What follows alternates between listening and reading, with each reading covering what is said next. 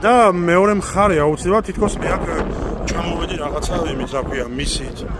არადანი მისითაც ჩამოვსულ ვარ, კიდევ ერთხელ გეუბნებით, აგერ უნდილაძეების ხიდზე ვარ, ისპაჰანში და აგერ ჩადრის გარეშე გათვალიერებინებთ გოგონებს, ქალბატონებს, აგერ კი ბატონო ერთს აქვს აგერ მსუბუქი შარფი, ესეც აგერ თუ ძალიან გაინტერესებთ და შესაბამისად მე შემიძლია ვთქვა რომ 80% საერთოდ აგერ არ აქვს 80%-ს მსგავსი, არა თუ ის ძალიან მძიმე შემთხვევა რომ ვითომ თვალები არ უჩან და ასე შემდეგ.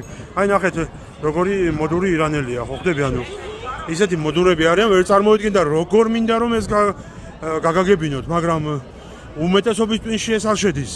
რა გჭირთ ხალხო რა დაგემართათ, ანუ აგა სიოსეფოლეზე ვარ, სადაც უნდილაძეებმა ააშენეს ეს ხიდი. შესაბამისად ეს არის ულამაზესი ადგილი და ხალხი აქ ფანტასტიკურად ერთობა. ამიტომ ეს დაიჯერეთ და მორჩით ამ აზრზე პროპაგანდას, რომელიც არაფერს კარგს არ აკეთებს სიმართლე რო გითხრათ.